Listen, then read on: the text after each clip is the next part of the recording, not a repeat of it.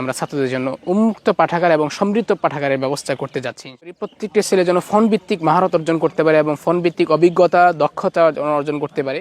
আসসালামু আলাইকুম ওয়া রাহমাতুল্লাহি ওয়া বারাকাতুহু। একটি মাকতাবা, একটি লাইব্রেরি, একটি পাঠাগার বদলে দিতে পারে ছাত্রদের জীবন, মানুষের জীবন। একটি পাঠাগার মানুষের জীবনে আনতে পারে ইলম পিপাসার নিবারণ। একটি পাঠাগার মানুষের জীবনে আনতে পারে অনন্য পরিবর্তন, যে পরিবর্তনের মধ্য দিয়ে একজন সাধারণ শিক্ষক বা সাধারণ শিক্ষার্থী হতে পারে যুগের ইবনে হাজার আসকালানি, হতে পারে শামসুদ্দিন যাহাবী রাহিমাহুল্লাহ। হ্যাঁ, আমরা সেই স্বপ্নকেই ঘিরেই বছরের শুরু থেকে এই পর্যন্ত অত্যন্ত আপ্রাণ চেষ্টা করেছি যাতে ছাত্রদের জন্য একটি সমৃদ্ধ পাঠাগারের ব্যবস্থা আমরা করতে পারি।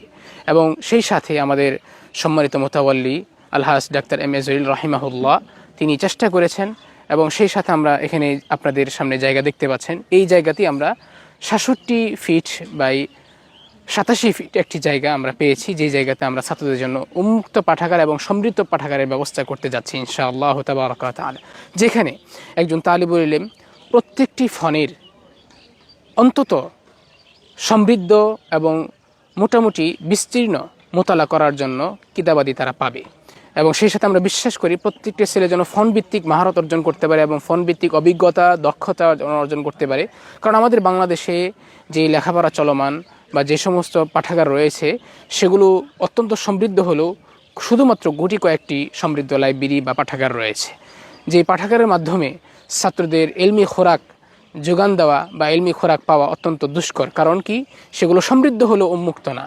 তবে আমাদের ছাত্রদের জন্য সমৃদ্ধ, পাশাপাশি সেই সাথে প্রত্যেকটা ছাত্রের জন্য আমরা উন্মুক্ত করতে চাচ্ছি, যেন ছাত্ররা প্রত্যেকটা মুহূর্তে এসে মোতালা করতে পারে এবং তারা যেন ফন্নি ইস্তেদাদ তথা প্রত্যেকটি শাস্ত্রীয় আলোচনায় তারা যেন বিস্তীর্ণভাবে বিস্তারিতভাবে লেখাপড়া করতে পারে এবং সেই সাথে সে যেন নিজেকে ইলমি ব্যক্তিত্ব হিসেবে দাঁড় করাতে পারে এবং উপস্থাপন করতে পারে।